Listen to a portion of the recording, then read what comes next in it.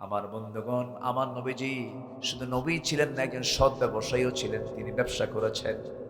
আমার নবীজি কিন্তু ব্যবসায়ীকে এত দাম দিয়েছেন, রাসূল নিজে বলেছেন একজন সৎ ব্যবসায়ী আর আমি রাসূল জান্নাতের মধ্যে 2 নখের দূরত্বে একসঙ্গে অবস্থান করব। জোরে বলে সুবহানাল্লাহ।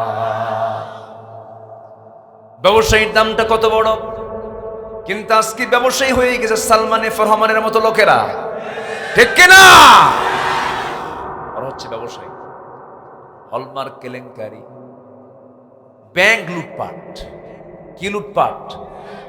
ইসলামী ব্যাংকের তো মোটামুটি রুহ টুহ চলেই গেছিল, শুধু কাফন দাফন বাঁচছে, ঠিক কিনা? ধরে ধরে ধরে না ধরলে আল্লাহ। একজন বাঁচার জন্য দাড়ি কাটলো, আরেকজন বাঁচার জন্য দাড়ি রাখলো সিলেটে গিয়ে। বুঝতে পারতেছেন কি? সিলেটে গিয়ে একজন বাঁচার জন্য দাঁড়িয়ে রাখছে। এই তো ভালোই জানেন দেখি আপনি, কে না জানেন? হায় রে হায়, সিলেটবাসীকে ধন্যবাদ, ওরে তো ধরছেই পিসিও সাইজ করছে।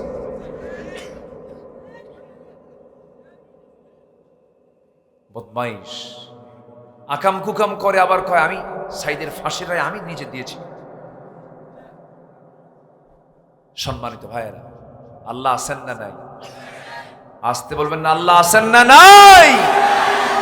আল্লাহ ছিলেন, আছেন, হুয়াল আউয়ালু ওয়াল আখিরু ওয়াল যাহিরু ওয়াল বাতিন ওয়া হুয়া বিকুল্লি শাইইন আলীম। আল্লাহু আকবার। কি টার্গেট দেয় 2021, 2021 সাল, 21 যে চলে গেল 2041। আরেকজন কইল 71, আবার 71 যাবে। 41 শুধু পাইল না, ফুটুস। আল্লামা সাইদি তিনি আল্লাহওয়ালা ছিলেন। সন্দেহ লাগে আপনাদের? আমার কাছে সন্দেহ লাগে না, আল্লাহওয়ালা ছিলেন। ওনার কাছে প্রস্তাব ছিল যে আপনি এগুলো ছেড়ে দেন, আপনাকে ছেড়ে দেব। 2009 সালে একসঙ্গে আমার ফার্স্ট হজ জীবনে, একই বছরে হজ করেছি। তো ওনাকে প্রশ্ন করা হলো যে ট্রাইব্যুনাল গঠন হচ্ছে, আপনি দেশে ফিরে যান, এদের দেশে আর ফেরার দরকার নেই, আপনি এখানেই থেকে যান। উনি বললেন ট্রাইব্যুনাল গঠন হলো, মামলা হলো, তা আমি আমার দেশ মাটি ছাড়া, আমার দলের কর্মী ছাড়া, আমি তার নেতা যদি পালায় বেড়ায় তাহলে কর্মী যাবে কোথায়? এটাই হচ্ছে নেতার চরিত্র। আমার নবীজি উহুদের ময়দানে সবার চাইতে কম মার খেয়েছেন না বেশি মার খেয়েছেন? বলেন বলেন বলেন। তায়েফে সবচেয়ে বেশি মার খেয়েছেন কে? মুহাম্মদ সাল্লাল্লাহু। রাসূল আগে খেতেন না খাওয়াতেন? খেতেন না খাওয়াতেন? তিনি মার খেতেন বেশি, খাওয়াতেন বেশি। নেতা তো এমনই হওয়া দরকার। আমার নবীজি এমনকি ঘরের বউটা পর্যন্ত, আম্মা জান আয়েশা বলেন, রাসূলের কাছে খাবার নিয়ে যেতেন, রাসূল আমার দিকে ঠেলে দিতেন, দুধ দিতাম, গ্লাসটা আমার দিকে ঠেলে দিয়ে বলতেন, আয়েশা তুমি আগে খাও। জোরে কোন সুবহানাল্লাহ। আর আমার আপনার বাড়ির বউ আগে খেলে কবেন তো তুই তো বেয়াদব। বেয়াদব কেন? সুন্নত মানিস না। দেখেন এটা নাকি সুন্নত বলে দেয়। কোথায় সুন্নত, কোথাকার সুন্নত কোথায় লাগায়? আমার নবীজি বইয়ের হক আদায় করেছেন, কর্মীর হক আদায় করেছেন, সবার হক আদায় করেছেন, সব কষ্ট নিজের পিঠে চাপিয়ে নিয়েছেন, কাউকে কষ্ট দিতে দেন নাই। অনেক রাত হয়ে যেত, আম্মা জান আয়েশা বলেন ঘরের মধ্যে যখন তিনি ঢুকতেন দরজায় কড়া নাড়তেন না, আমাকে জেগে তুলতেন না, আস্তে করে করে ঘরের মধ্যে ঢুকতেন, ঢুকে দেখতেন কিছু পানি আছে নাকি, খাবার আছে নাকি, আমাকে তিনি জাগাতেন না, আমার ঘুম নষ্ট তিনি করে দিতেন না। আমার নবীজি দোলনা থেকে শুরু করে নিয়ে মৃত্যু পর্যন্ত প্রত্যেকটা বান্দার জন্য নবীর জীবনের শিক্ষা আছে না নাই বলেন? মা হালিমা বলেন, শিশু মোহাম্মদ যখন আমার কোলে যখন চলে আসলো, আমার একটা সন্তান ছিল, শিশু সন্তান। মোহাম্মদ যখন আমার ঘরে আসলো বনু সাদে, আমি তার জন্য ডান স্তনের দুধটা রেখে দিয়েছি। ডান স্তনের দুধ আমি তাকে খাওয়াতাম। মাঝে মাঝে চেষ্টা করতাম বাম স্তনের দুধটা খাওয়ানোর জন্য। সিরাত গ্রন্থে এসেছে, হাজারবার চেষ্টা করেছি, পারি নাই, কারণ সে শুধু ডান স্তনের দুধটা পান করত, আর বাম স্তনের দুধটা সে তার দুধ ভাইয়ের জন্য রেখে দিত।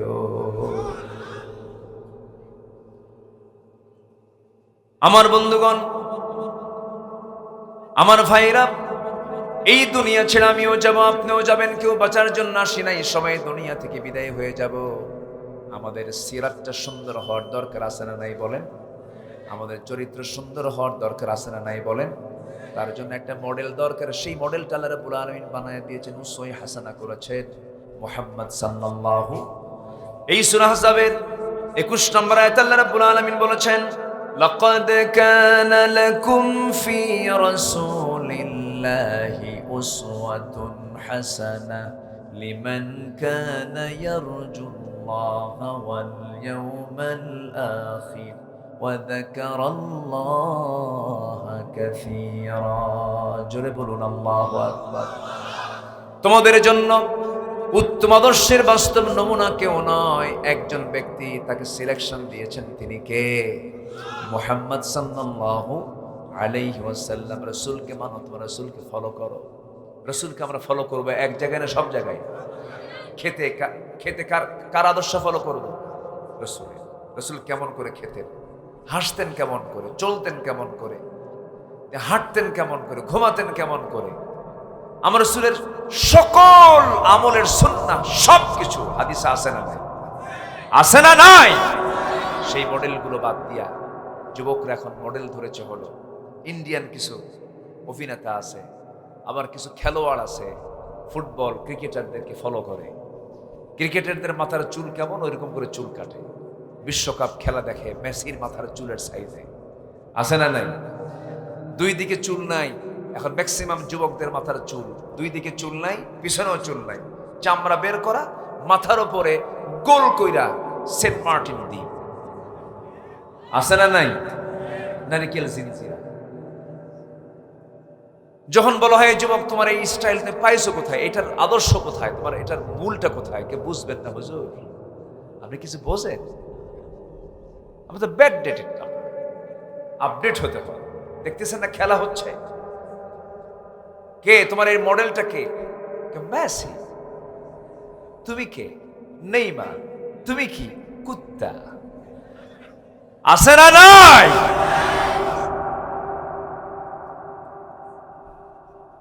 মাথার চুল ঠিক নাই, এরপরে শার্ট পরে একখান, কি যে সাইজ আল্লাহ জানে, আমার রুচি বুঝি না আমি কিছু। প্যান্ট একখান কিনে আনে নতুন বাজার থেকে, হাঁটু ফাটা। হাঁটু ফাটা না, দুই হাঁটু এখানে ফাটা।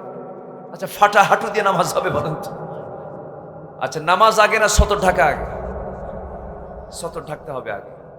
হাঁটু ফাটা, প্যান্ট পরে নাভির উপরে না নাভির নিচে? যুবকরা এখন যে প্যান্টগুলো পরে, সে নাভিটার নিচে থাকে না উপরে থাকে? শুধু নিচে না অনেক নিচে? সীমান্ত বর্ডার, বুঝলেন? যে কোনো মুহূর্তেই অঘটন ঘটতে পারে। এই হচ্ছে প্যান্ট। অনেকদিন আগে মসজিদে ঢুকছে, আমি সুন্নাহ পড়বো, সুন্নাহ। মসজিদে ঢুকি কয় রাকাত নামাজ বলেন তো? আমার দেশে কিন্তু ভাইরাস আছে কিছু, মসজিদে লেখা থাকে লাল বাতি চলাকালীন অবস্থায়, আসলে এরকম লেখা থাকে, এটা ঠিক না, এর কোনো সম্পর্ক নাই। মসজিদে ঢুকেই কয় রাকাত নামাজ পড়েছেন মুহাম্মদ সাল্লাল্লাহু আলাইহি ওয়াসাল্লাম। খুতবা হোক না হোক, কি চলতেছে এটা কিচ্ছু দেখবো না, শুধু দেখবো যে ফরজ শুরু হয়েছে কিনা। ফরজ শুরু হলে ফরজে গিয়ে শামিল হবো, ফরজ যদি না শুরু হয়, যত কাজ হোক না কেন, মসজিদে ঢুকেই কয় রাকাত। তা আমি ঢুকি, নামাজ ধরবো কখন? এক যুবক দেখি নামাজে দাঁড়াইছে একা, ওর প্যান্টের চিত্র দেখে ভাবলাম আমি ওর নামাজ আগে দেখি। ও রুকুতে গেছে ওই প্যান্ট আর শার্ট পরে, রুকুর ঠেলায় দেখি প্যান্ট নিচে, শার্ট উপরে, মাঝখানে ফাঁকা। ভাবলাম এ তো রুকু, সেজদায় যে কি হবে আল্লাহ জানে। সেজদায় যখন গেছে তখন দেখি প্যান্ট খুইলে আন্ডার প্যান্ট বেরিয়েছে। আছে, এটা আছে, আছে না নাই? এই পোশাক পড়াও যা না পড়াও, এগুলো পড়বা না যুবক। আমার বক্তব্য যারা শুনছ, আল্লাহর শুকরিয়া, এদেশের একটা সিংহভাগ যুব সমাজ ইসলামিক লেকচারে তারা আকৃষ্ট হয়েছে। বলি আলহামদুলিল্লাহ। তারা গান শোনে না, তারা বাজনা শোনে না, তারা নোংরামিতে যায় না, তারা সমকামিতাকে নেগেটিভ বলে, ট্রান্সজেন্ডারের বিরুদ্ধে তারা বক্তব্য দেয়। একটা যুব সমাজ বের হয়েছে, এই যুব সমাজের হাতেই আগামীর বাংলাদেশ গড়ে উঠবে ইনশাআল্লাহ। আগামীর দেশ হবে কোরআনের দেশ। এটাকে সবাই চান? চান কারা কারা? হাত উঁচু করে দেখান মুসলমান।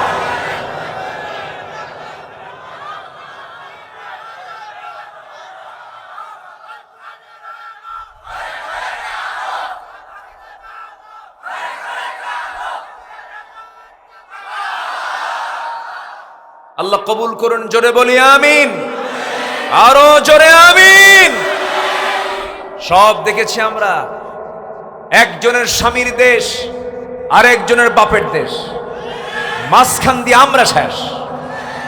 কারো বাপের দেশ দেখতে চাই না, কারো স্বামীর দেশও দেখতে চাই না, আমরা দেখতে চাই কোরআনের দেশ। জোরে বলি ইনশাআল্লাহ। আল্লাহ কবুল করুন, জোরে বলি আমিন।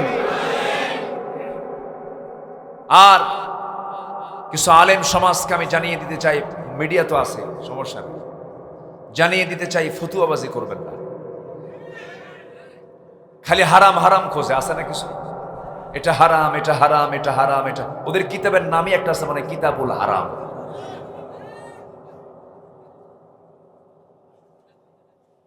আছে না নাই? ইয়াসসিরু ওয়ালা তুআসসিরু, বাশশিরু ওয়ালা তুনাফফিরু, এগুলো পড়েন না? ইন্নামাল মুমিনুনা ইখওয়াহ ফাসলিহু বাইনা আখওয়াইকুম ওয়াত্তাকুল্লাহ। এগুলো কার কথা? কার কথা? ইনডোরের কথা আউটডোরে বলবেন না। যেগুলো আউটডোরে বলা যাবে সেগুলো বলুন। ইনডোরে যদি কোনো প্রবলেম হয় আলেমদেরকে নিয়ে বসুন, ভিতরে কথা বলুন, ফিতনা বাজাবেন না। সম্মানিত ভাইয়েরা, সম্মানিত বন্ধুগণ, আমি তো এলাকায় আসি, আমি বুঝি এই এলাকার পালস কি। আপনারা অনেক সচেতন, বলি আলহামদুলিল্লাহ। আমি খুব হতাশ ছিলাম যে আজকে আমি কথা বলতে পারবো কিনা। আল্লাহ তাআলা একটু পরিবেশ তৈরি করে দিয়েছেন। আমি যখন আসতেছি মঞ্চের দিকে, তখন আমার শরীর মানে ভিজে যাচ্ছে পানি দিয়ে। আল্লাহ তাআলা আমাদেরকে একটা সুযোগ করে দিয়েছেন শোনার জন্য। তবে শুনবো, আমল করার দরকার নাই। আমল করার দরকার আছে না নাই?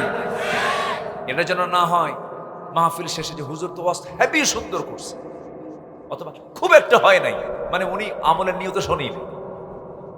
এই কথা কি বুঝতেছেন? শুনতে হবে আমলের নিয়তে, তাহলে সেটাই, যেটাই বলুক না সেটাই সুন্দর হবে। বলি আলহামদুলিল্লাহ। আমরা আমল করব, জোরে বলি ইনশাআল্লাহ। আমার ভাইয়েরা, তাহলে এই আয়াতের ভিতরে দুইটা হুকুম আল্লাহ রাব্বুল আলামিন দিয়েছেন। এক নাম্বার হলো আমরা আল্লাহকে ভয় করব, নাম্বার 2 হলো সত্য কথা বলবো।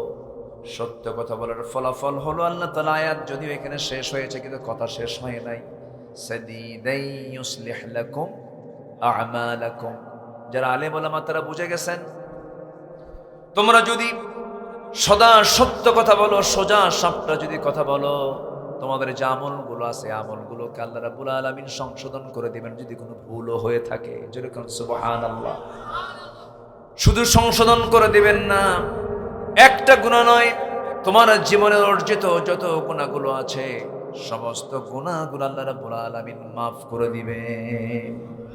জাহান্নামের তালিকা থেকে নামটা মুছে দিয়া তোমার নামটা জান্নাতের তালিকায় রেখে দিবেন। কার কথা? ফাকাদ ফাযা ফাওজান আযীমা। আমার বন্ধুগণ, এই জন্য আমাদের চরিত্র সুন্দর করতে হবে। দেশ সুন্দর করার জন্য চরিত্র করতে হবে, পরে না আগে। আসুন, দেশ গড়ার আগে আমাদের চরিত্র আগে গড়ি, আমরা নিজের আগে সচেতন হয়ে যাই। নাম্বার 1 যেটা বলছি, আমরা সত্যবাদী হব, জোরে বলি ইনশাআল্লাহ। নাম্বার 2 হলো আমানা, আমানতদারিতায় আমরা হব লাস্ট না ফার্স্ট, লাস্ট না ফার্স্ট। আমানতদারিতা কি?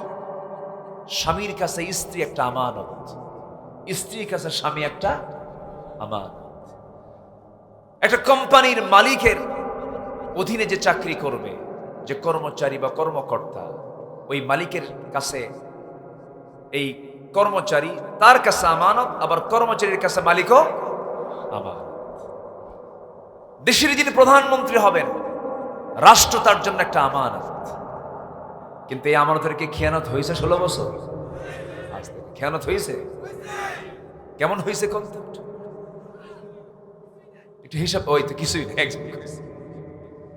এমন সংসার গড়ছে তারা 16 বছর।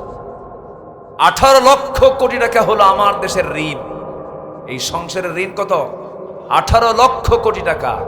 আর সে 18 লক্ষ কোটি টাকা ঋণ রেখে নিজের পকেটে ভরায় নিয়ে গেছে তারা নিজেরাই 11 লক্ষ কোটি টাকা। শুধু চোর না সাগর চোর? পুকুর চোর না সাগর চোর? সাগর চোর, মহাসাগর। শুধু সাগর কইলে ভুল হবে, সম্মানিত ভাইয়েরা। তাহলে ইমানদার কি খেয়ানতকারী হবে না আমানত রক্ষাকারী হবে? আমানত রক্ষাকারী হবে। আল্লাহ তাআলা সূরা মুমিনুনের শুরুতে সুন্দর করে বলে দিয়েছে। আল্লাহ রাব্বুল আলামিন আবার সূরা নিসার 58 নম্বর আয়াতে বলেন, ইন্নাল্লাহা ইয়া'মুরুকুম আন তু'আদ্দুল আমানাতি ইলা আহলিহা ওয়া ইযা হাকামতুম বাইনান নাসি আন তাহকুমু বিল আদল ইন্নাল্লাহা নি'মা ইয়া'ইযুকুম বিহি। জোরে বলুন আল্লাহু আকবার। তোমরা আমানতদারিতা রক্ষা করো, আমানতের খেয়ানত করো না।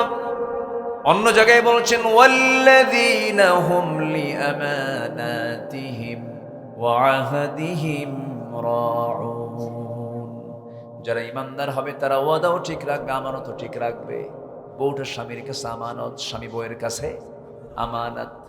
অনেক মানুষ আছেন, আমার দেশের অনেক প্রবাসী আছেন, বউ রেখে চলে যান, যান, কোনো সমস্যা নাই, বাধা দেব না। প্রবাসীরা বহু উপকার করেছেন আমার দেশের জন্য। এই সরকারকে, জালিম সরকারকে হটানোর জন্য প্রবাসীর অবদান আছে না নাই? আসতে বলবেন না, আছে না নাই? কেউ কম করে, অনেক করেছে। কিন্তু আমি একটু ইঙ্গিত দিব, সেটা হলো ফিতনা থেকে বাঁচার জন্য বউটা রেখে যাওয়া ভালো না নিয়ে যাওয়া ভালো? নিয়ে যাওয়াটাই ভালো। আবার দেখবেন কিছু কিছু লোক আছে বউটাকে জাতীয় সম্পদ মনে করে। কি সম্পদ মনে করে? মানে ব্যক্তিগত সম্পদ মনে করে।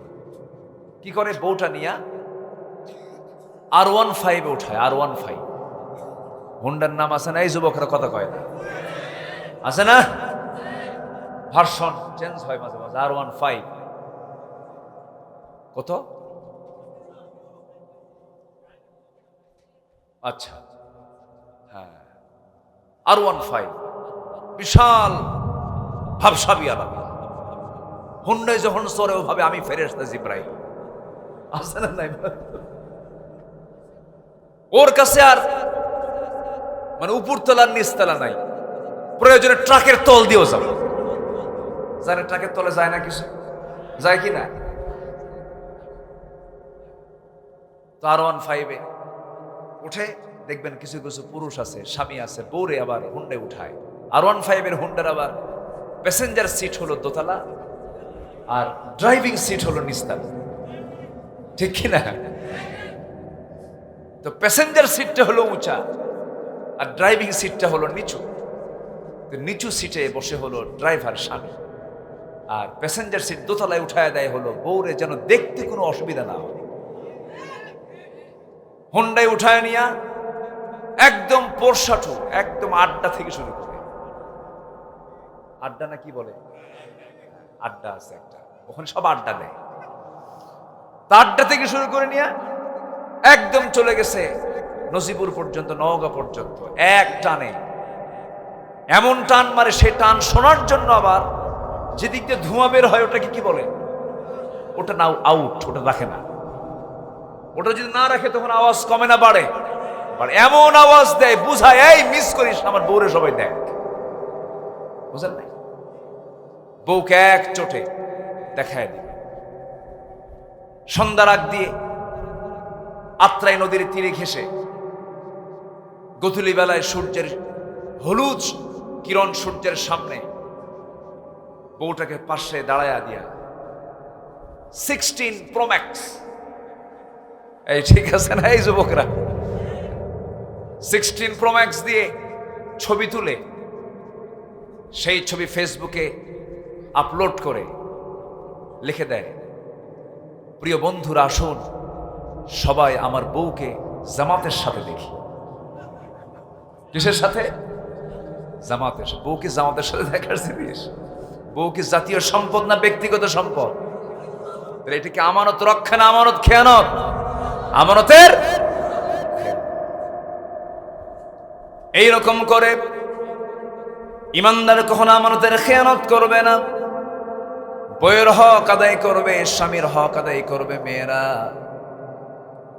আমার মা আজকের মাহফিলে যারা উপস্থিত হয়েছেন, আপনার সৌন্দর্য দেখার জন্য পৃথিবীতে একজন পুরুষকে জায়েজ করা হয়েছে, সে হচ্ছে আপনার স্বামী। আপনার স্বামীর সামনে আপনার কোনো সতর নাই, সব দেখবে আপনার স্বামী, কোনো সমস্যা নাই। আপনি আপনার স্বামীর সামনে সাজবেন, অঙ্গ সজ্জা সাজবেন, কোনো সমস্যা নাই। কিন্তু মেয়েরা আজকে অধিকাংশ সাজে স্বামীর সামনে না মার্কেটে যেতে। কোথায় যেতে সাজে? মার্কেটে যেতে সাজে। এটা আমানতের খেয়ানত করা হলো। স্বামীকে ধমক দিয়ে বলে, তুমি কি মার্কেট বুঝো? তুমি শাড়ি নিয়ে আসো, 300 টাকার শাড়ি তুমি 1000 টাকা দিয়ে তুমি সংসার ধ্বংস করবো। এক ধমক দিয়ে স্বামীকে কাইদ করে থুইয়া চলে গেছে পার নওগাঁ।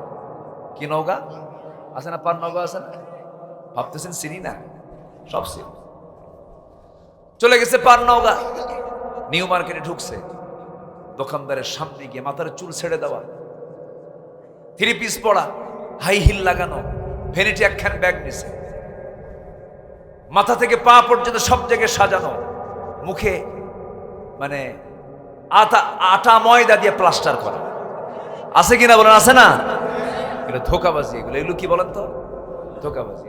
লোক আসলে কি কালার বোঝাই মুশকিল।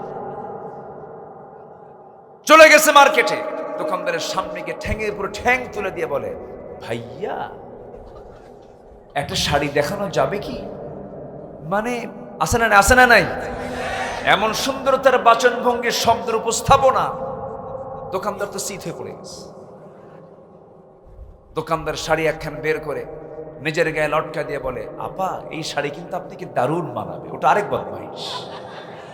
আছে না নাই? অথচ যেখানেই থাকো ইমানদার সেখানে দাওয়াতি কাজ করো, ঠিক কিনা?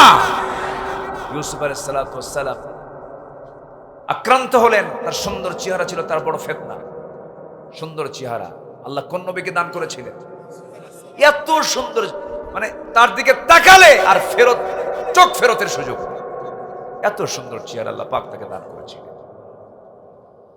জুলাইখা পাগল হয়ে গেল। কি বিপদ! তাও সাধারণ কোন মহিলা না, ওই দেশের রাষ্ট্রপ্রধানের বউ। কি শুধু কি বিপদ না মহা বিপদ? কত পাগল হয়ে গেছে। শেষ পর্যন্ত বিভিন্ন ফিকির কইরা, জিকির কইরা, ফন্দে ফিকির কইরা আল্লাহর পয়গম্বর ইউসুফকে শেষ পর্যন্ত ঘরের মধ্যে তুলে ছাড়ল। 12টা দরজা লক, সব তালাবদ্ধ, পিন পতন নীরবতা, চুল পরিমাণ কোনো আওয়াজ নেই, কোনো প্রাণীও নাই, এমনকি একটা পিঁপড়াও নাই। জুলাইখা বলছে, ইউসুফ এই জায়গায় তুমি আর আমি, পৃথিবীর কেউ জানবে না আমাদের এই প্রেম কাহিনী। একবার বলো তুমি আমাকে ভালোবাসি। আল্লাহর পয়গম্বর তিনি সেই মুহূর্তে বলছেন, তুমি আমাকে কেন ভালোবাসো? তোমাকে দেখতে দারুণ সুন্দর। আমার প্রশংসা করো কেন? আমাকে যিনি সুন্দর করেছেন তার প্রশংসা করো। যেরকম সুবহানাল্লাহ। ঢেকি স্বর্গে গেলেও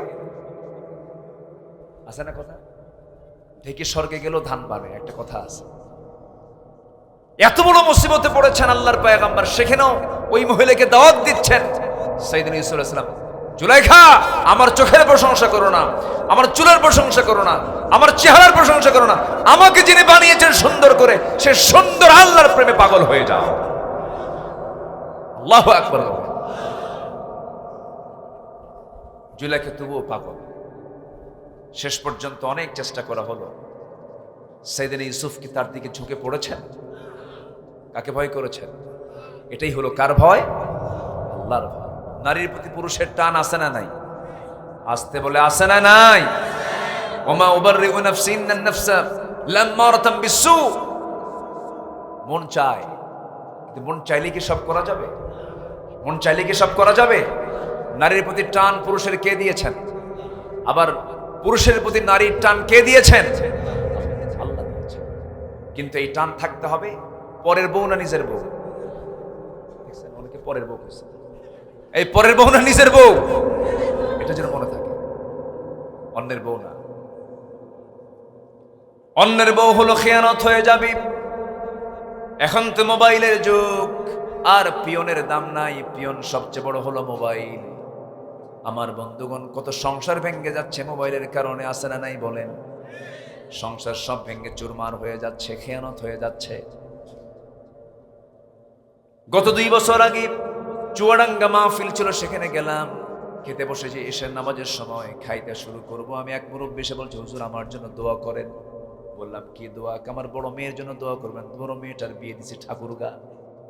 ঠাকুরগা বিয়ে দিলেন কেন? মানুষ চুয়াডাঙ্গার এই 300 মাইল দূরে বিয়ে দিলেন।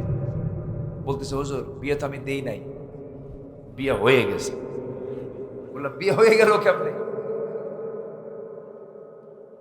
বিয়ের ঘটক কে? হুজুর বিয়ের ঘটক হলো মোবাইল। বিয়ের ঘটক কে? তাহলে এখন বিয়ে হওয়ার সহজ উপায় কি? আসতে কয়, দয়া করিয়া সবার মেয়েকে একটা করে মোবাইল কিনিয়ে দিবেন। ঠিক আছে না? দেখছেন এ চাচা কি কয়? বুদ্ধি ভালোই আছে তো। সম্মানিত ভাইয়েরা, তাহলে আমানতের কি খেয়ানত করা যাবে? আমার মা, আমার বোন, বিবাহ পূর্ব যে রিলেশন আপনি করছেন, একটা ছেলেকে ভালোবাসতেছেন, নোংরামি করছেন, এটা ভালোবাসা বলেন, এটা নোংরামি বলে, এটা জেনা বলে। আপনি টাইম পাস করছেন, আপনি জেনা করছেন, আপনি কথা বলছেন, আপনি তার সঙ্গে টাইম পাস করছেন। আপনার বিয়ে অন্য কোথাও হলে পরে আপনি ওই স্বামীর হক নষ্ট করেছেন। এটা আমানতের খেয়ানত। এটা আমানতের কি? যা কিছু হবে বিয়ের আগে না বিয়ের পরে আসতে কয়। স্বামী স্ত্রীর সম্পর্ক এটা জান্নাতের সম্পর্ক। কিসের সম্পর্ক বলেন? খেয়ানত করা যাবে না, আমানত রক্ষা করতে হবে। আমি 15টা গুণের কথা বলেছি, চারিত্রিক গুণ আমরা 15টা অর্জন করব। নাম্বার 3 হলো আল্লাহ রাব্বুল আলামিন সুন্দর করে বলছেন ধৈর্যশীল হতে হবে। কি হতে হবে বলেন? বসেন তো, ডাকে আমার ভাইকে দেখেন, এত সুন্দর চেহারা মানুষকে ছাড়া যায় বলেন তো?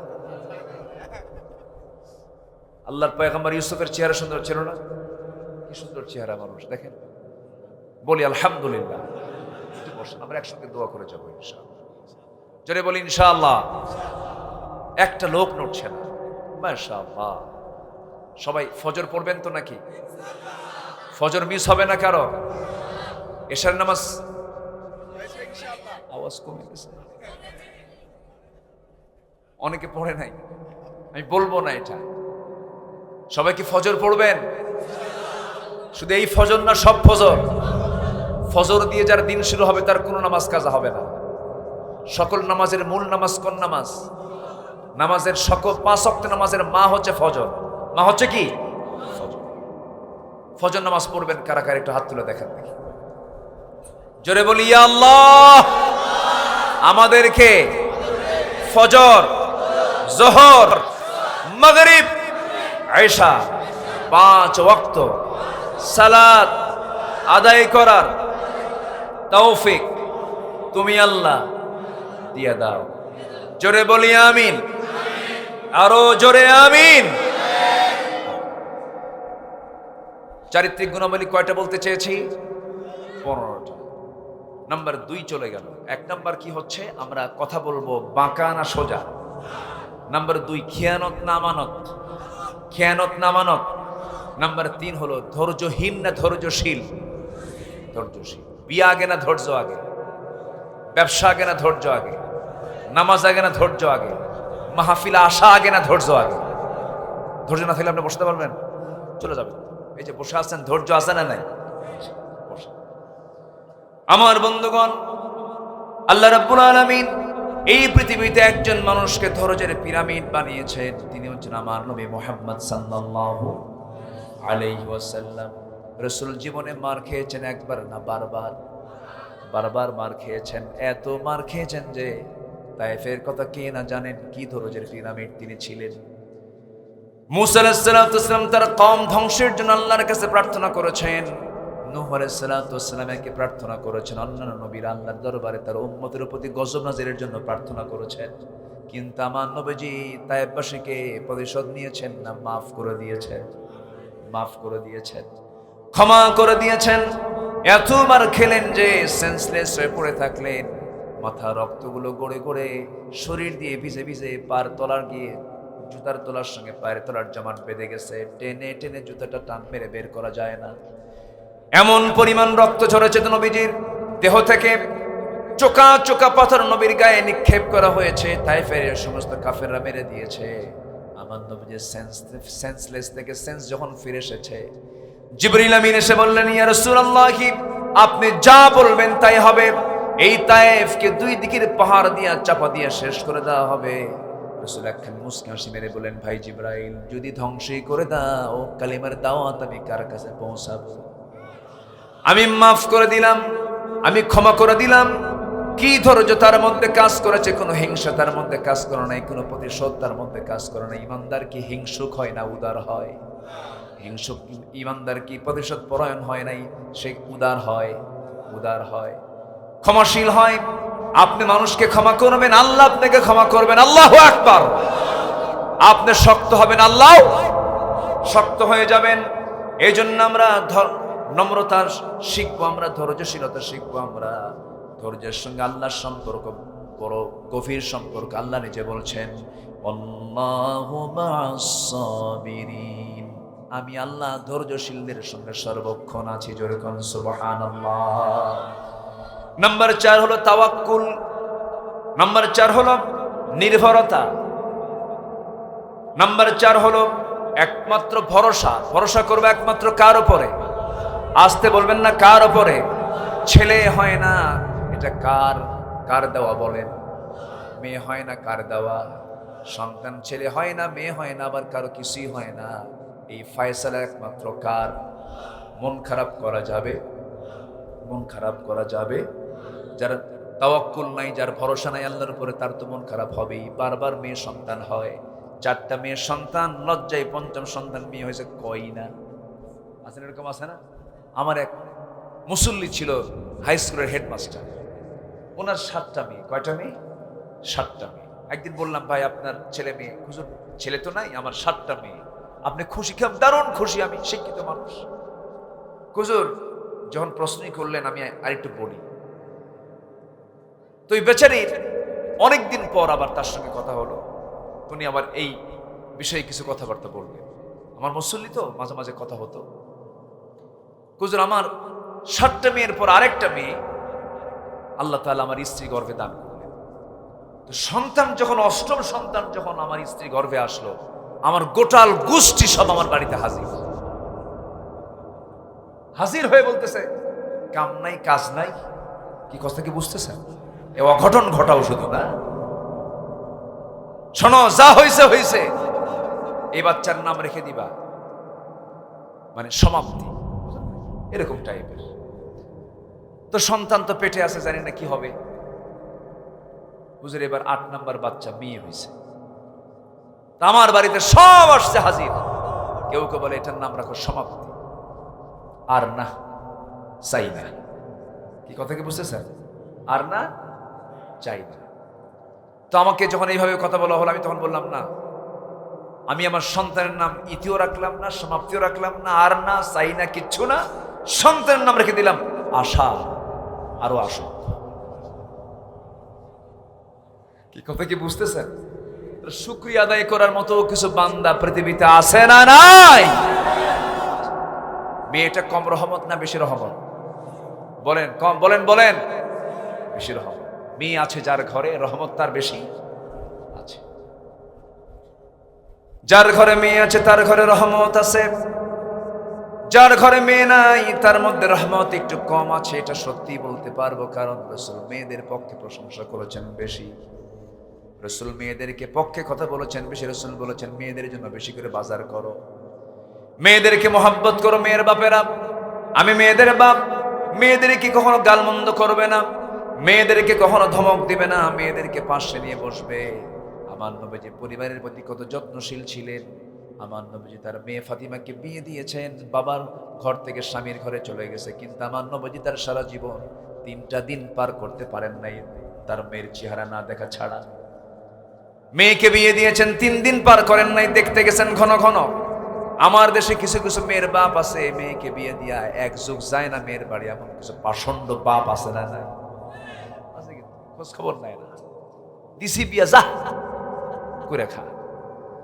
কিন্তু আমার নবীজি তা করেন নাই, মেয়েকে 3 দিন পার হতে দেন নাই, মেয়ের খোঁজ খবর নিয়েছেন। একদিন ঘরে এসে বলতেছে, আব্বা আমার ঘরে এত কাজ, ছোট্ট একটা ঘর, মেঝেটা হলো কাঁচা, নিজে নিজে কাজ করতে গেলে কাপড় নষ্ট হয়ে যায়, ছোট্ট 2টা আপনার নাতি, এদেরকে ট্যাকেল দিতে পারি না, এদের খেদমত করতে ভালো করে পারি না, রান্না বান্না সহ বহু কষ্ট হয়ে যায়। আপনি তো রাষ্ট্রপ্রধান, আপনি যদি আমার জন্য একটা কাজের মানুষ দিতেন আমার বড় উপকার হয়ে যেত, একটা খাদেমার দরকার। রাসূল সঙ্গে সঙ্গে বলছেন, ও ফাতিমা, আমার কলেজার টুকরা মেয়ে ফাতিমা, আমার জুব্বা কে সেলাই করে? আমি সেলাই করি। আমার ঘরটাকে ঝাড়ু দেয়? আমি নিজের রাসূল ঝাড়ু দেই। এমনকি রান্না বান্নার সহযোগিতায় তোমার মাদের পাশে আমি গিয়ে বসে রান্না বান্নার সহযোগিতা করি। আমি বিশ্বনবী যদি আমার আসন থেকে আমার কাজগুলো আমি নিজে করি, আমার ঘর আমি নিজে ঝাড় দেই। কাজের জন্য কাজের মানুষের প্রয়োজন নাই, নিজের কাজগুলো নিজেই সম্পন্ন করো। আমি তোমাকে একটা আমল শিখিয়ে দিই মা। সুবহানাল্লাহ, আলহামদুলিল্লাহ, আল্লাহু আকবার 33 বার করে সকাল সন্ধ্যা পড়বে। আমার আল্লাহ রাব্বুল আলামিন তোমার সকল কাজকে, সব কিছুকে আমার আল্লাহ সহজ করে দিবেন। জোরে কোন সুবহানাল্লাহ। আমার ভাইয়েরা, আমার বন্ধুগণ, তাওয়াক্কুল করব কার উপরে? ভরসা করব কার উপরে? ছেলে দেন কে? মেয়ে দেন কে? দোষ কার? আল্লাহর দোষ? ফয়সালা কার? আবার বাচ্চা হয় না, আল্লাহর প্রতি ভরসা নাই, বাবার প্রতি ভরসা, দরবারে যায়। আছে না নাই? এই এলাকায় হয়তো কম কম, এই এলাকায় অনেক কম, অনেক কম। আপনি তো মানিকগঞ্জ তো যান নাই, মানিকগঞ্জ, টাঙ্গাইল, চিটাগাং তো একটা মাজার নাম আছে বদনাশার মাজার, মানে বদনাশ হয়ে আছে ওই জায়গায়। বিড়াল শাহ, কুত্তা শাহ, ঘোড়া শাহ, চাইল ডাইল রহমতুল্লাহ আলাই। এক বিচিত্র দুনিয়া আমার বিচিত্র দেশ আমার। সম্মানিত ভাইয়েরা, একদম ছাগল নিয়ে যায় দরবারে, বাবার দরবারে ছাগল নিয়ে গেছে, নিয়ে চলে যায় একটা গরু নিয়ে, একটা আস্ত গরু নিয়ে। ওদিকে মা ভাত পায় না, বাপরে দেখে না, নকল বাবার খুশির জন্য বাবার দরবারে নিয়ে যায় গরু। যে গরু নাই সে আরেক বলদ। ঠিক কিনা? ঠিক কিনা? এই জন্য এগুলো ভরসা কারোর উপর করা যাবে না। সন্তান দেবেন কে? সন্তান দিবেন না কে? সন্তান চাইবো কার কাছে? রব্বি হাবলি মিনাস সলিহিন। আল্লাহ দেন না, আল্লাহ দেন না। 80 বছরে দিয়েছেন। ইব্রাহিম আলাইহিস সালাতু ওয়াস সালামকে উপহার দিয়েছেন ইসমাইলকে। আল্লাহু আকবার। ইসমাইলকে পেয়েছেন ইব্রাহিম কত বছরে? 80 বছর পার হয়ে গেছে, বুড়া মানুষ, চুল দাড়ি সব সাদা, দিয়েছে। আমার বন্ধুগণ, আল্লাহ সব পারেন, এই জন্য আল্লাহর কাছে ধারণা দিতে হবে, সেজদা আল্লাহকে দিতে হবে, ভরসা আল্লাহর উপরে করতে হবে। আমার বন্ধুগণ, নাম্বার 5 হলো আল্লাহ রাব্বুল আলামিন বলছেন তোমরা ইখলাসটা ঠিক রাখো। তাওয়াক্কুলের ব্যাপারে আল্লাহ রাব্বুল আলামিন একটা আয়াতে বলছেন, বান্দা তুমি যদি আমার উপরে তাওয়াক্কুল করতে পারো, ওয়ামাই ইয়াতাওয়াক্কাল আলাল্লাহ ফাহুয়া হাসবুহ, আমার প্রতি যার তাওয়াক্কুল থাকবে তার জন্য আমি আল্লাহ নিজেই যথেষ্ট হয়ে যাই। জোরে কোন সুবহানাল্লাহ। আমরা ভরসা করব কার উপরে? আমাকে দেখবেন কে? আল্লাহ তাআলা নিজেই দেখবেন, ওয়াদা করেছেন আল্লাহ রাব্বুল আলামিন। নাম্বার 5 হলো ইখলাস ঠিক রাখা। সবকিছু একনিষ্ঠভাবে করতে হবে, লোক দেখানোর জন্য করা যাবে না, রিয়ার জন্য করা যাবে না। নামাজ পড়বো আমি কাকে খুশি করব? দান করব আমি কাকে খুশি করব? এই জন্য সকল কাজের আগে নিয়তটা সহি করার দরকার আছে না নাই? আছে। আল্লাহ রাব্বুল আলামিন বলেন, ওয়ামা উমিরু ইল্লা লিয়াবুদুল্লাহা মুখলিসিনা লাহুদ্দিন। জোরে বলুন আল্লাহু আকবার। ইখলাসটা কাকে বলে? একটা এক্সাম্পল দিলেই স্পষ্ট হয়ে যাবে। এক যুদ্ধের ময়দানে সাইয়েদনা আলী একজন কাফেরকে ধরাশয়ী করে জমিনে ফেলে দিলেন, তার উপরে বুকের উপরে গিয়ে বসলেন, তরবারি নিয়ে তার কলিজা বরাবর ছেদ করবেন। এমন সময় ওই শত্রু তার মুখ থেকে এক মুখ পরিমাণ থুতু জমা নিয়ে তার সেই থুতুগুলো সাইয়েদনা আলীর মুখ বরাবর মেরে দিলেন। সাইয়েদনা আলীর রাগটা এখন কমার কথা না বেড়ে যাওয়ার কথা? বেড়ে যাওয়ার কথা, কিন্তু রাগ সঙ্গে সঙ্গে তার কমে গেল। একদম থেমে গেলেন, ঠান্ডা হয়ে গেলেন। তিনি তার বুক থেকে উঠে দাঁড়ালেন, তরবারি হাতের মধ্যে নিয়ে বললেন, তোমাকে ছেড়ে দিলাম, তুমি এখন চলে যাও। লোকটা বলছে, কাফেরটা বলছে, তুমি আমাকে ছেড়ে দিলে, এখন তোমার রাগ তো বেশি হওয়ার কথা ছিল। সাইয়েদনা আলী বলছেন, তোমাকে যখন আমি আঘাত করছিলাম সেই সময় আমি আল্লাহর জন্য, আল্লাহর দিন কায়েমের জন্য তোমাকে শত্রু মনে করে আঘাত করেছি, কিন্তু তুমি যখন আমাকে থুতু মেরেছ আমার মুখ বরাবর, সঙ্গে সঙ্গে আমার ব্যক্তিগত রাগ চলে এসেছে। ব্যক্তিগত রাগ আসার কারণে আমি তোমাকে যদি এখন আঘাত করি, কিয়ামতের দিন আল্লাহ পাক আমাকে খুনের কাতারে দাঁড় করাবেন। আল্লাহু আকবার। যা হবে কার জন্য? মুখলিসিনা লাহুদ্দিন, মুখলিসিনা লাহুদ্দিন। লোকজন চলে যাচ্ছে কেন? দোয়া করে দেব। হ্যাঁ, শেষ করে দেব। যে এই কয়েকজন উঠলো যে এখান থেকে, ও চাপ, হ্যাঁ চাপ, নিম্ন চাপ। আবার কিছু আছে ঊর্ধ্ব চাপ। ঊর্ধ্ব চাপ হলো বিড়ি খাওয়া চাপ। এ চাপ কিন্তু কম না। বিড়ি যে এত খায়, কয়বার যে বিসমিল্লাহ কয় আল্লাহ জানে। একবার বলে না কেন? ওটা তো খাবার। তো ভাত একবেলা না হলেও চলে, বিড়ি থাকতেই হবে। অনেকদিন আগে এক বুড়ো চাচা বলতেছে, হুজুর আপনারা কবরের ওয়াজ করেন, এই যে বছরের পর বছর কবরে থাকতে, এই দীর্ঘ সময় আমি একবেলা বিড়ি না খেয়ে থাকতেই পারি না। ওর টেনশন হলো বিড়ি নিয়ে, কবর নিয়ে কোনো টেনশন নেই। এরকম লোক আছে না নাই বলেন তো? একটু বসেন। নাম্বার 6 হলো আমাদের চারিত্রিক গুণাবলীর নাম্বার 6 হলো আদালত ঠিক রাখা, ন্যায় বিচারে ঠিক রাখা। বিচার সবার জন্য অসমান না সমান? আজ সমান না অসমান বলেন? এই 16 বছর আমার দেশে যে বিচার চলেছে, আইন কি সবার জন্য সমান ছিল নাকি? আসতে বলে সমান ছিল নাকি বলেন? পিরোজপুর গিয়েছিলাম, আল্লামা সাঈদী ফাউন্ডেশনে একটা প্রোগ্রাম ছিল এই 17 আগস্টে। ওই সুখরঞ্জন বালি, যে সুখরঞ্জন বালিকে সাক্ষী বানিয়েছিল তার বিরুদ্ধে সাক্ষী দেওয়ার জন্য, আল্লাহ তার মধ্যে তাওহীদের পেয়ালা দেন নাই, আল্লাহ তার মধ্যে ঈমান দেন নাই, কিন্তু সততা দিয়েছেন।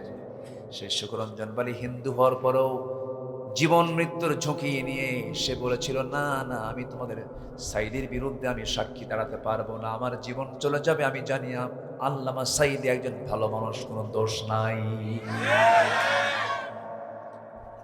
আমার বন্ধুগণ, আদালতটা আলাদা জিনিস। বিবেকটা হলো পৃথিবীর সবচেয়ে বড় আদালত। বিবেকটাকে নিরপেক্ষ রাখবেন, বিবেকটাকে ঠিক রাখবেন। এর চাইতে বড় রাডার আর কিছু নাই। যে নিজের বিবেক দিয়ে যে বান্দা ভালো কিছু বুঝতে পারবে, সে সত্যি ভালো কিছু বুঝতে পারবে। আমার বন্ধুগণ, আদালত অর্থাৎ হচ্ছে ন্যায়পরায়ণতা সমাজে চালু রাখা দরকার। আইন সবার জন্য সমান হওয়া দরকার ছিল। সাইয়েদনা ওমর ফারুকের কথা মনে হয়ে গেল। অর্ধ দুনিয়ার শাসনকর্তা তিনি ছিলেন, 40টা রাষ্ট্র তিনি চালাইছেন। কি দাপট ছিল তার নাম শুনলে পরে রংপারস্য থরথর করে কেঁপে উঠত। সেই ওমরে ফারুক রাদিয়াল্লাহু তাআলা আনহু একদিন ঘোড়া কিনতে গেছেন বাজারে। ঘোড়া বিক্রেতার কাছ থেকে টাকা বিনিময় হয়ে গেল, টাকা দিয়ে দিলেন। সাইয়েদনা ওমরে ফারুক ঘোড়া বিক্রেতার কাছে ঘোড়াটা বুঝে নিলেন।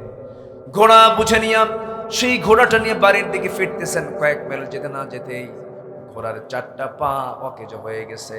ওমরে ফারুক খেপে গিয়ে রেগে গিয়ে সে ঘোড়া বিক্রেতাকে বলছেন, ঘোড়াওয়ালা, আমার সঙ্গে তুমি ফাইজলামি করো, এই ঘোড়া আমি নেব না, ঘোড়া তুমি ফেরত নিয়ে নাও, কারণ তুমি আমাকে অসুস্থ ঘোড়া দিয়েছ।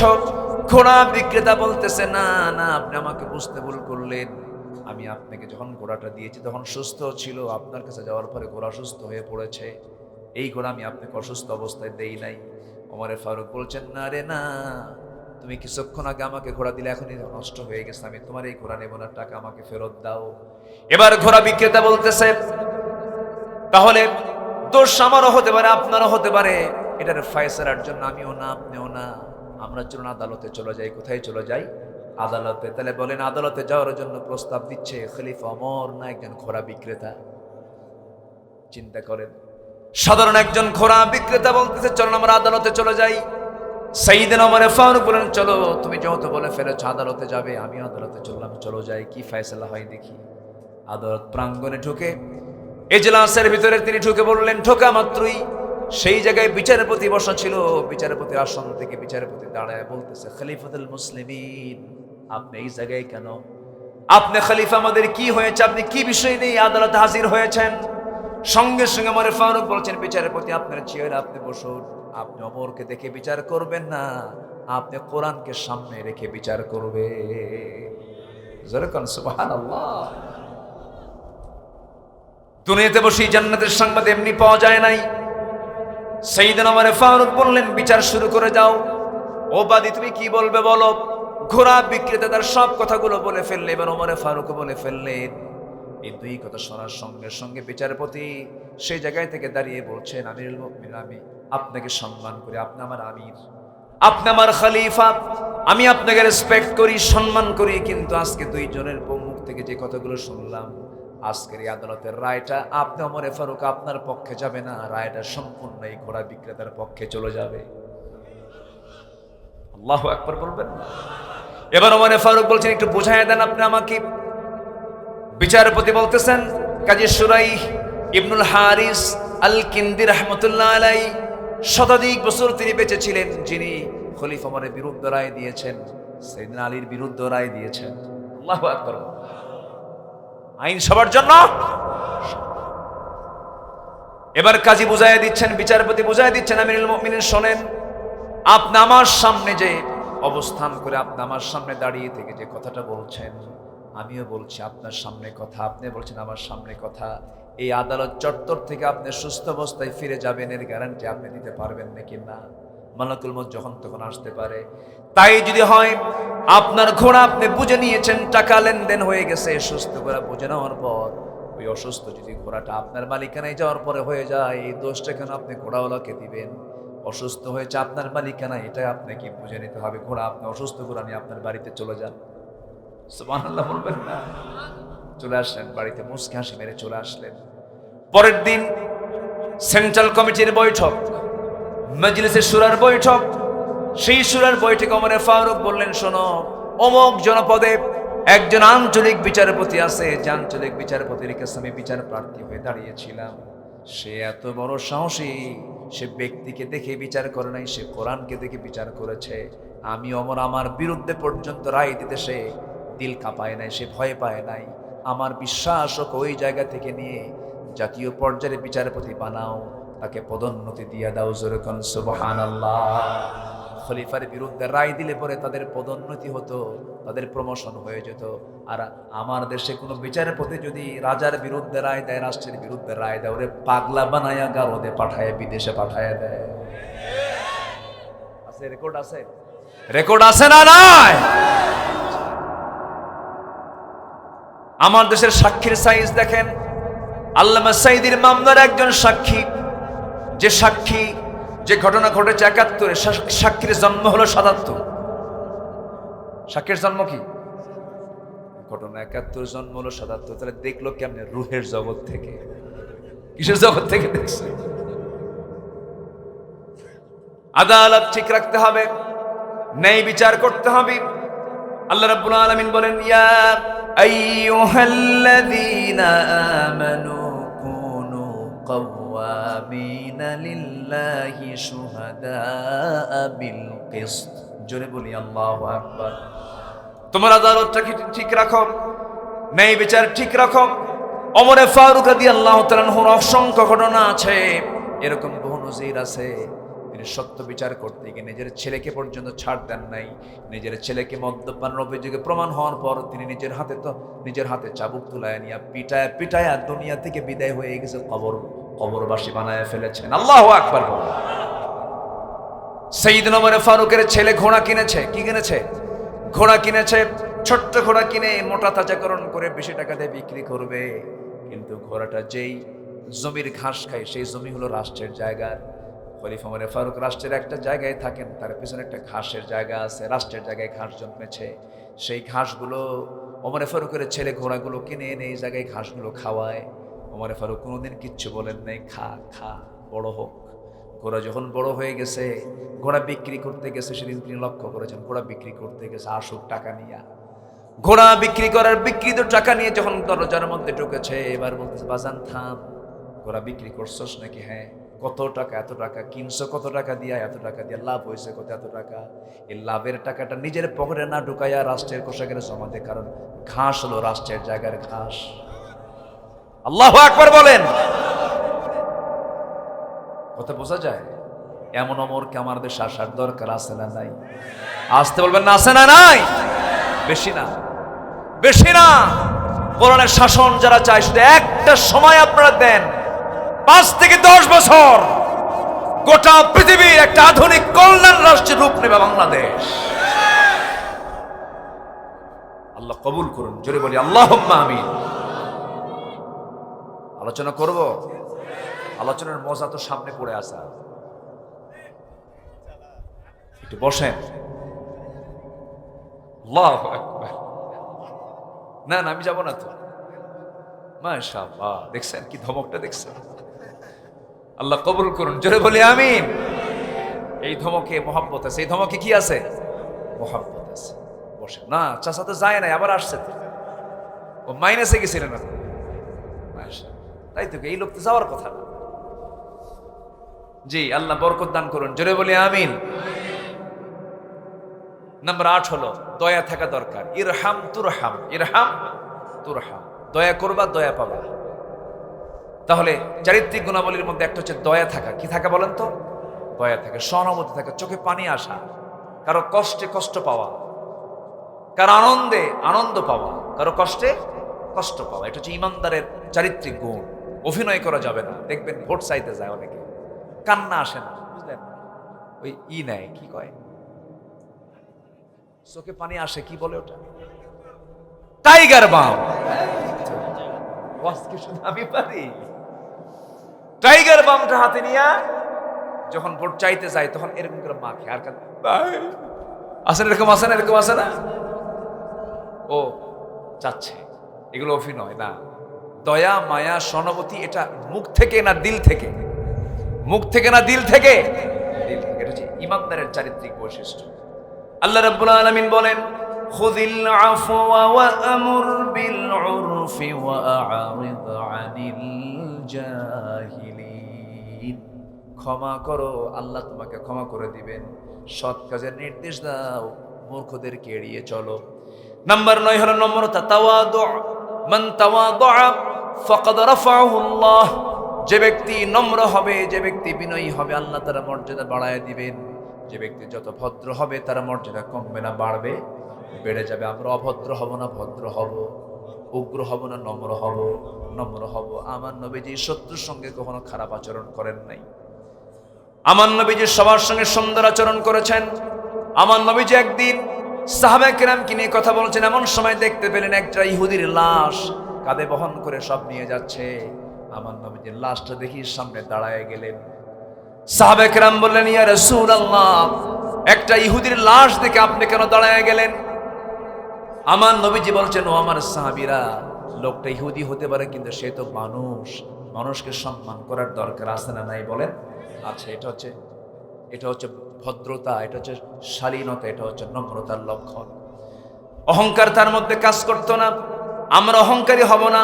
অহংকার শব্দটা খুবই ছোট্ট শব্দ, অহংকার শেষ, কিন্তু অহংকারের ভয়াবহতা এত মারাত্মক, কালকে রাজা আজকে পলাতক, ঠিক কিনা? চাকরি কি রাজাকারের নাতিপুতিরা পাবে? এটা কি ভদ্রতার কথা না অহংকারের কথা? আপনি নাগরিক ভাবেন নাই, আপনি দেশের একটা জনগোষ্ঠীকে আপনি ভেবেছেন শত্রু। অহংকার প্রকাশের কারণে আল্লাহ আপনার গজব দিয়েছে। নম্রতা, উদারতা, এটা হচ্ছে ইমানদারের চারিত্রিক বৈশিষ্ট্যের অন্যতম একটা বৈশিষ্ট্য।